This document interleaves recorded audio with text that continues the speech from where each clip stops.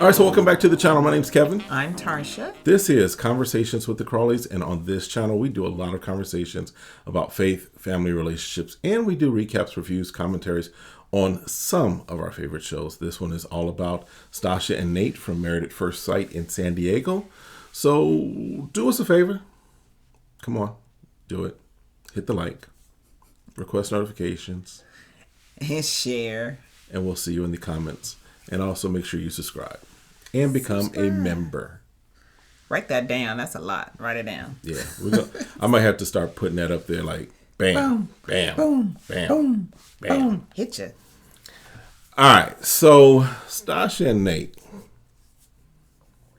they meet with Pastor Cal. Pastor Cal is like, look, y'all, I'm a little embarrassed. I'm embarrassed with what I saw last week. He like, look. You had me blushing. I have to be like, who is it, David? I make a covenant with my eyes. I couldn't even watch what y'all was doing because. And he's like, they was like, what? What is that? What are we talking about, Pastor? Y'all know. Y'all been married. Y'all been married, conserving Pastor. Water from the beginning. Conserving water from the beginning. Then y'all swinging. Then y'all swing. Shorty swing my way. Oh boy. So and then y'all, yeah. He's like, so I'm taking it y'all married. Y'all married well. Married well. He's like, all right, but that's good now. Where y'all at in your feelings? Yes. Y'all can get that going, but are we growing in intimacy as far as feelings? And she says she's made the commitment. She loves him. She says she loves him. She's good with that. But Nate was like, I just try not to say it. Like, I think it, and I'm like, nope, I'm not going to say it out loud. He's like, I admire you. I'm not going to say I love you. I admire you. He indicates he don't want to get hurt. Yeah. Like, if I put this all out here at one time in 5 weeks and get my little heart broken, I don't know if I can recover. So he's like, I'm taking my time. Mm-hmm. I really look at her and feel like, I can tell, like, he's like, I feel like this is the one I've been waiting for. This is what I'm saying I wanted in a wife. Right. And I feel like for him, it's like, they gave me everything that I wanted. And I feel like he is trying to make sure. I think he doesn't also want to mess it up. He's like, I want to get it right because this is a good thing that could be. So comparing him to, let's say, Justin was all in, I love you from like 3 minutes after the reception, right? For him, he's like on the other side of the pendulum. He's swung the other way. He's like, I'm good with you. I think we're in a good place, and I think we're growing, and you're hitting all the buttons, right? But I'm not gonna give you that I love you until I know for sure that you ain't gonna do nothing crazy, because we still got a few weeks. So there's still 3 weeks of taping for you to come and do any crazy stuff. So and he does talk about the insecurity of falling in love and getting hurt, and that he has been cheated on before. Did he say he has been cheated on before? Or getting hurt and getting cheated on, I guess, maybe.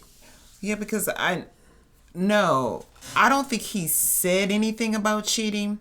When he talked about being hurt and not wanting to get hurt, then Pastor Kyle says, have you ever been cheated on before? And he says, not to my knowledge, I haven't. That's right. And then Pastor Kyle looks over at Sasha and goes like, you kind of dealing with the same thing about trust and not being hurt. Have you ever been cheated on? And I can't remember if she said yes or not. She said yes, she's been cheated on. She said been cheated on. And she's like, and I've also cheated too.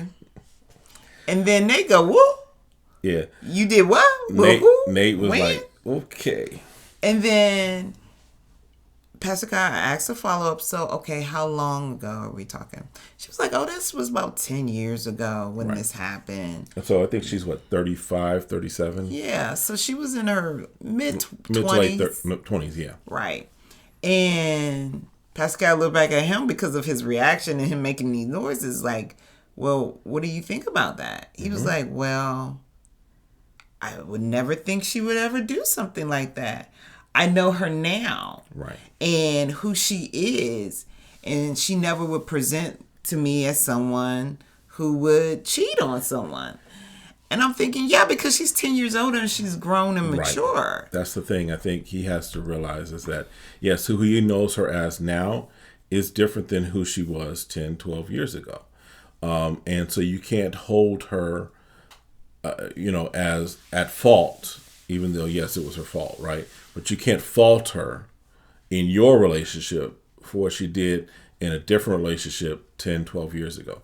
Now, it'll be a different story, yes, if she was like, yeah, right before I came on the show, I cheated on the person I was with. And then now you're jumping into this, right? Or if I have I'm a serial cheater, right? I cheated on several people that I've been, connected with.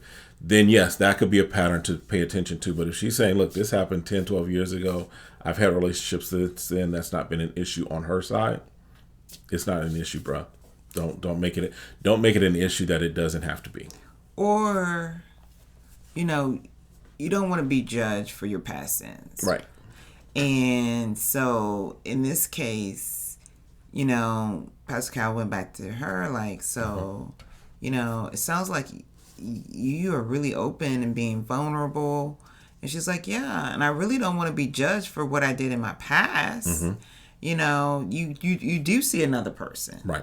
So remember that I'm the person today than I was, or a better person today than I was 10 years ago. Because even who we are as a couple over the past 26 years has changed, right? Oh, yeah, because it's supposed to, because we're alive, like we're human. If you're not growing and developing, something's wrong. Correct. And so hopefully he don't have that in the back of his head, because he's already scared and feel insecure about getting hurt. And now that he feels like she's done that, right, that could potentially that happen to him. Yeah. But I'm thinking to myself, I'm like, if you know who you are and who the woman you currently have, I don't think you need to be worried about that. Right. So he meets with her friends. She meets with his friends. But on her side, nothing really major that stood out for me. No, I think she was trying to so when is he going to say I love you? And they're guys, and they're like, you're going to have to give him some time. He's not easy to open up, and they weren't really sure why that was the case. But his mother has not been a part of his life. He's been raised by his dad, right, which I was getting the understanding he was more militant kind of. Yeah. And then he only had his brother, so it's just he's just not going to open up that quick. Yeah, and the friend said that they've only heard him say "I love you" to family. They've not heard him say "I love you" to anyone that he was romantically involved with. So it's like right now his MO is that he's guarded with that "I love you," right? He's guarded with that phrase, and so therefore it has nothing really to do with her as far as his feeling is towards her. It has more to do with the insecurities and his, for lack of a better term, his trauma that he's experienced in relationships, particularly probably with his mother, and the abandonment that he feels. So that's what's causing him to be very guarded about saying that, because he's still thinking that at any moment she could abandon him, she could leave. Yeah, and to me, you could always look at two perspectives. Her perspective is more like, oh my God, he's in his 30s and he's never told anyone he loved him. Yeah, I can see why you would think it's a red flag, but also think of it that when he does say it, and that feeling confident that you're going to get there, that it's going to be so much more special. And it'll mean exactly what she wants it to mean. Yeah. So they've just got to kind of be patient with each other. That's the key thing for them. So Other than that, there was nothing else. Not when she met with his friends, and then when he met with hers, he was just still. I still feel like he does have a sense of vulnerability because, like, he's like, "Am I going to be enough?" True. I do want to be everything that she wants me to be. And they were saying that just be patient with her because she wants it now, but she has to understand that it's going to take you time. So don't feel like that's how she is, but don't feel like, she's taking it in a bad way to push you because she doesn't want the best for you either. Right. And then they met with the other couples. I don't think they were pretty chill. No, they were like, these other couple ain't gonna last. Because they were talking about, they were calling out Mitch and Mitch and Kristen. I was like, oh, they ain't gonna last. Because he was like, they gonna last? She like, no, they ain't gonna last. And sure enough, right in front of their eyes as they looking under the blanket, they go, it was about to implode. Yep. So, I still have high hopes for this couple. And again, admittedly, at the beginning when we first were meeting them, I was like, it's not going to work. Yeah. I have high hopes for them. I think that they'll survive. Yeah, we're going to have to do our video, show what we were saying at the very beginning compared to what we're saying now. Because, it's been changed all around. It has. And I feel because... But there's some that's consistent. True. Because for her, I thought she wasn't going to be as open as she has been. But she's taken as much as advice as Nate has been taking. And she's let her guard down a lot from what she presented when we first met her. Correct. So, all right, well, listen, that's it for this one. Make sure you check out the other videos that we have on the other couples that were featured in this episode of Married at First Sight. And we'll see you next time. Have a great one. Be blessed. Bye.